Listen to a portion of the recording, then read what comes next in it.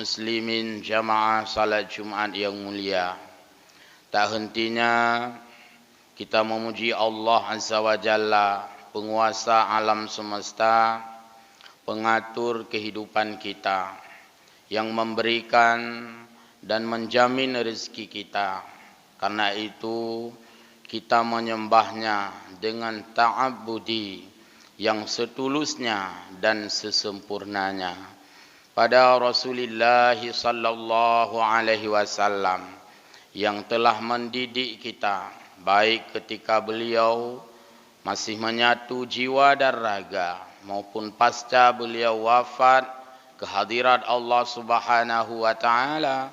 Senantiasa pelajaran itu tetap saja kita terima melalui hadisnya, baik itu fi'liyah, kita mencontohi perbuatannya, maupun qauliyah, kita mengikuti konsep-konsep pembicaraannya. Hamba Allah muslimin jamaah yang berbahagia, di antara ayat Al-Quran yang sudah sangat sering kita hafal, yaitu Al-Quran surah Al-Baqarah ayat 48. A'udzu billahi minasyaitonir rajim. Wa aqimus salata wa atuz zakata warka'u ma'ar raki'in. Di sini ada 3 poin. Pertama, perintah Allah Subhanahu wa taala kita mendirikan salat, dan ini adalah hablum minallah semata. Yang kedua, perintah Allah kita menunaikan, memberikan, mengeluarkan zakat. Di samping hablum minallah, juga hablum minan nas, konektivitas kita sesama manusia, interaksi dalam kehidupan. Yang ketiga, warka'u ma'ar raki'in. Tadi sudah disuruh kita salat di awal. Di ujung ditambah lagi poin yang ketiga, warka'u ma'ar raki'in. Rukuklah bersama orang-orang yang rukuk. Kalau itu diterjemahkan juga salat, maka salat sebagai bahagian ibadah dilaksanakan secara kebersamaan yang menjalin hubungan kita dengan Allah Subhanahu wa taala, juga membentuk pola hidup sosial. Kita ulas yang pertama, aqimis salata. Di sini adalah perintah menunaikan salat. Sementara di dalam hal yang lain, salat kita yaitu salat yang sempurna, salat yang khusyuk, salat yang berbobot, salat yang benar, salat yang sesuai dengan syariat Nabi sallallahu alaihi wasallam. Dari kalimat singkat wa aqimus salata, di sini telah terjabarkan berbagai kewajiban-kewajiban yang lain.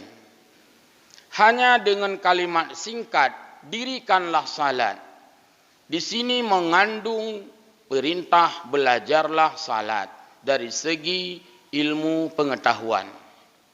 Dirikanlah salat, dari sini perintah belajar hadis, karena salat teknisnya, tata caranya, kaifiatnya ditemukan di dalam hadis.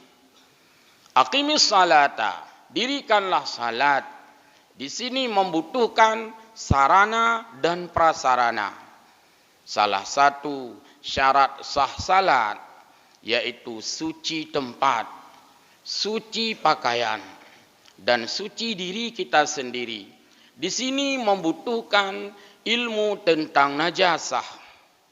Ketika disebut suci tempat, di sini membutuhkan juga ilmu bagaimana menyucikan tempat. Suci diri kita, suci badan kita, membutuhkan ilmu bagaimana itu bebas daripada janabah atau bebas daripada najasah, najis dan janabah. Suci pakaian, bagaimana cara menyucikan pakaian. Jadi dari kata aqimis salah saja telah keluar berbagai turunan-turunan ilmu yang lain. Untuk salat yang khusyuk membutuhkan konsentrasi. Dan untuk konsentrasi yang baik membutuhkan ketenangan. Untuk tenang di salat, di dalam salat membutuhkan fisik yang sehat. Hana tungut lang sembayang, hana gatai-gatai ule lang sembayang. Membutuhkan kesehatan fisik, membutuhkan ilmu hygiene, ilmu kesehatan. Iban cara tubuh sehat, tubuh konsentrasi, bumangat badan lang sembayang. Kemudian khusyuk ini pun berkaitan dengan proses bagaimana salat itu kita lakukan dan dengan siapa salat itu kita lakukan, di tempat mana salat itu kita lakukan. Tentu butuh aplikasi-aplikasi ilmu yang lain. Bukan hanya ketika Allah memerintahkan dirikanlah salat, lalu simsalabin 1, 2, 3 langsung dirikan salat, tapi membutuhkan ilmu-ilmu terapan lainnya. Hamba Allah, muslimin yang berbahagia, ketika kita salat, maka didahului oleh wudu. Wudu berkaitan dengan air. Maka air harus air yang suci, menyucikan. Maka di sini membutuhkan ilmu tentang air. Bagaimana air itu dikatakan air yang suci, menyucikan. Ketika kita berwudu, juga kita membasuh anggota-anggota yang sudah ditentukan. Dan di sini ada hikmah-hikmahnya. Maka kita belajar ilmu-ilmu hikmah yang terkandung di dalam suatu proses ibadah. Ketika wudu, kita membutuhkan sarana, perlu ke kulah. Ketika butuh kulah air atau bak air, perlu ke tukang pegat. Tukang membutuhkan peralatan, sampai butuh palu, sampai butuh gergaji, sampai butuh besi. Berarti tukang besi ada kaitannya dengan bak wudu. Bak wudu kaitannya dengan air wudu. Air wudu kaitannya dengan wudu. Wudu kaitannya dengan salat. Maka salat kaitannya dengan ibadah. Maka tukang palu pun dia telah beribadah karena menyiapkan sarana untuk orang salat. Di waktu malam hari kita berwudu, kita juga butuh safety, keselamatan. Hanjut lang support, musira. Kita butuh lampu dan penerangan. Kita pasanglah lampu, listrik, maka ilmu kelistrikan juga sebagai pendukung dan penerapan untuk kita pasang di tempat wudu. Karena di sana butuh penerangan dan lain sebagainya. Di sini terjadi integrasi ilmu-ilmu. Yang ketika kita bicara salat, di sana terkandung banyak kebutuhan lainnya yang menunjang untuk kita lakukan salat. Yang kedua, wa'atuz zakah. Keluarkan zakat. Kalau tadi ibadah secara jasadiah, ibadah fisik kita. Sekarang ibadah maliyah, ibadah material, ibadah yang sifatnya mengeluarkan harta. Ngempu tabuh jaket nganggehem. Bila tidak ada harta yang kita miliki, maka agama melalui ilmu fiqih telah menyebutkan benda-benda, harta-harta yang wajib dizakati. Wajib zakat dari dira'ah, dari tanam-tanaman. Pula apa deh?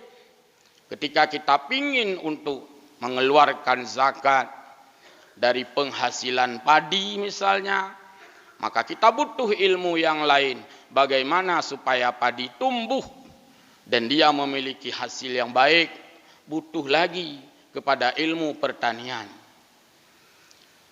Zakat juga dari buah kurma misalnya. Bagi orang Timur Tengah, di sana butuh kurma yang lebat, butuh kepada ilmu perkebunan. Zakat juga bahagian yang harus dikeluarkan oleh umat Islam, yaitu zakat al-an'am, zakat binatang ternak. Butuh lagi ilmu tentang binatang, ilmu tentang hewan.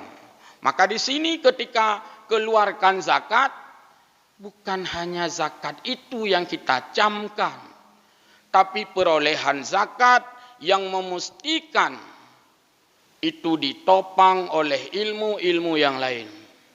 Maka semua ilmu itu integral dan tidak ada dikotomi. Walaupun ilmu itu tidak dirincikan di dalam Al-Quran, tetapi ketika sudah dijabarkan dalam saintifik pengetahuan, pastikan ilmu itu semuanya adalah untuk kita manfaatkan dalam rangka menunjang ibadah kita kepada Allah Azza wa Jalla. Pentingnya ilmu pertanian karena zakat ada dari bahagian hasil pertanian. Pentingnya ilmu kedokteran hewan karena zakat ada yang kita keluarkan dari bahagian kekayaan binatang ternak yang kita miliki. Zakat juga dikeluarkan dari penghasilan tijarah, dagangan. Maka butuh kepada ilmu bagaimana kita menjual, bagaimana tijarah. Butuh kepada ilmu ekonomi. Jadi tidak ada ilmu yang terpisah satu sama lain. Karena semuanya adalah ilmu Allah Subhanahu wa ta'ala. Yang menciptakan laut, Allah. Maka belajar ilmu kelautan adalah belajar ilmu Allah. Sehingga dengan orang bisa menjelajahi laut, dia bisa di sana memproduk kapal laut. Hingga dia akhirnya bisa menaiki dan mengarungi laut dari Luk Semame, Truk Jauh Haji, kalau istilah dulu. Yang menciptakan udara, yang menciptakan angin, yang menciptakan angkasa, Allah. Maka belajar ilmu kedirgantaraan, ilmu penerbangan, ilmu pesawat terbang adalah belajar ilmu Allah. Dengan ada fasilitas itu, kita berangkat dari Luk Semame, bisa landing di Arab Saudi dalam rangka ibadah haji, juga karena integrasi ilmu pengetahuan. Hamba Allah muslimin yang berbahagia, maka alam yang Allah ciptakan ini semuanya dalam rangka dan dalam ranah kita manfaatkan untuk beribadah kepada Allah Subhanahu wa ta'ala. Bukan saja ketika diperintahkan keluar zakat, kita hafal-hafal. Nyo tabuh jakut, menyahana jakut dosa tu. Ngampu tabuh, nganjarosah. Maka mesti ada ilmu-ilmu terapan. Maka dibangunlah bagaimana cara menghasilkan panen yang baik. Bagaimana cara memilih bibit tanaman yang baik. Itu sudah ilmu yang di luar daripada fiqih. Tapi penunjang untuk menghasilkan wa'atuz zakah. Hamba Allah yang berbahagia. Di antara benda yang wajib kita zakati juga adalah dari az-zahab, dari emas dan juga dari perak. Ini semuanya logam. Dan logam ini bukan berada di pohon. Ana urang gecok runong ya cut bak kaya ya cut muh ndak ada. Karena emas itu berada di balik tanah. Emas itu sebagai bahan tambang, butuh lagi ilmu pertambangan. Orang-orang sekolah jurusan apa?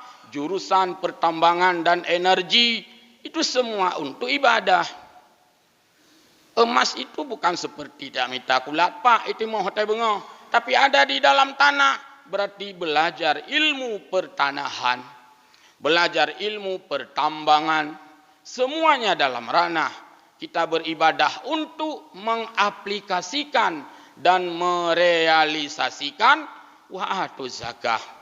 Berarti integrasi ilmu itu semuanya adalah bahagian daripada karunia Allah Azza wa Jalla. Selama kita satu sama lain berinteraksi, sharing ilmu pengetahuan.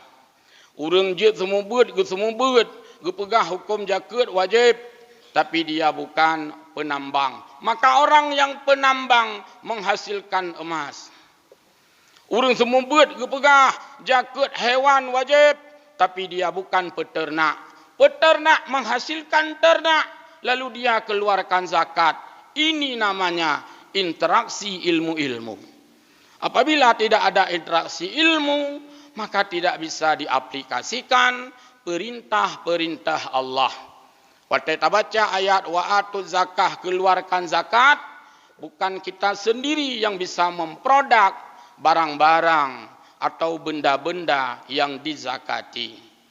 Yang ketiga, warka'u ma'arraki'in.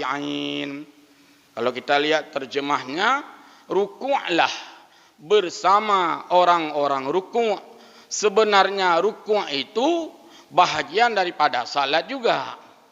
Kalau yang pertama tadi, perintah ibadah, kita tidak dikaitkan dengan sosial dulu. Perintah yang ketiga ini, warka'u ma'arraki'in, salatlah bersama orang salat, yang dilambangkan dengan ruku'lah bersama dengan orang yang ruku'. Kita ingin oleh Allah Subhanahu wa taala supaya keberadaan kita itu bersama orang-orang yang menyembah Allah. Dimanapun, kapanpun, profesi apapun. Saya profesinya sebagai pegawai yang berada di dalam lingkup orang beribadah kepada Allah. Saya profesinya dokter yang berada di dalam lingkup beribadah kepada Allah. Saya profesinya sebagai pedagang dan sebagainya. Lingkupnya tetap warka'u ma'arraki'in. Ini sebagai integrasi ilmu bahwa sesuai dengan firman Allah yang disampaikan di dalam surah Bani Israel, Allah mengatakan kepada Allah, Qul, wahai Muhammad, katakanlah bahwa, sampaikan bahwa, informasikan bahwa, kullu ya'malu ala syakilatih. Semua orang itu, semua manusia itu, ya'malu, mereka berbuat, mereka beraktivitas ala syakilatih, sesuai dengan profesi masing-masing. Bahkan itu dibuat di dalam bentuk kullu. Semua kita memiliki profesi. Walaupun profesi tetapi perintah Allah tidak bisa diabaikan. Dan tidak ada satu profesi pun yang menghalangi dan digratiskan daripada ibadah kepada Allah. Berarti kita dipersilakan mengembangkan profesi apapun. Tidak mungkin kita sama profesi. Dan Allah tidak akan menjadikan seperti itu. Walaupun orang gatin galak rumah dia tanya kaya. Bagaimana kalau kaya semua? Kepada siapa dikeluarkan zakat dan sedekah? Sudah tidak terjadi. Rumah galak dia tanya dia pegawai mandum. Tidak mungkin juga. Tidak ada yang berdagang. Sebagaimana pepatah mengatakan asam di gunung. Itu adalah pekerjaan orang-orang yang petani. Garam di laut, itu pekerjaan orang-orang di laut, nelayan. Lang belangong gegawa, ada asam di sana, produk orang-orang petani di gunung. Enggak mungkin masak asam saja. Ana nyum kuah, boh sirah, taruh garam di sana, itu produk pekerjaan orang-orang nelayan di laut. Jadi dalam belanga bertemu jua. Artinya kita saling butuh membutuhkan. Dan itu Allah persilakan. Sehingga di dalam banyak ayat Al-Quran memang dikatakan bahwa jelajahlah bumi ini. Ada yang menjelajah laut. Ada yang menjelajah darat, gunung. Ada yang menjelajah angkasa. Tetapi kita menyatu di dalam menyembah Allah Subhanahu wa taala. Berarti sesuai dengan hadis yang lain juga dikatakan, la fadla arabiyyin wala ajamiyyin, tidak lebih orang Arab, tidak kurang orang di luar Arab. Atau bisa balik, enggak masalah. Tidak lebih orang ajam, tidak kurang ke orang Arab. Karena persoalan itu adalah interaksi yang lebih di sisi Allah. Illa bittaqwa, yaitu ketakwaan. Maka ketakwaan kepada Allah Subhanahu wa taala bukan hanya dari satu profesi. Kan hanya orang yang ber yang harus takwa. Orang jak sekulah harus takwa. Orang petani harus takwa. Orang profesi harus takwa. Kontraktor takwa. Semuanya. Karena tidak menyebutkan profesi dengan takwa. Tidak ada definisi takwa. Takwa adalah hasil profesi titik-titik. Tidak ada. Semua secara umum, secara universal dan secara komprehensif. Kita boleh berada di mana saja. Boleh menekuni profesi apa saja. Sebagaimana firman Allah. Tetapi aqimis salata itu adalah tujuan daripada profesi kita. Wa atuz zakata tujuan daripada profesi kita. Warka'u ma'ar raki'in, dan kita berada di dalam satu bingkai, yaitu bingkai orang-orang yang ruku' kepada Allah Subhanahu wa taala sebagai simbol daripada orang-orang yang beribadah kepada Allah Subhanahu wa taala.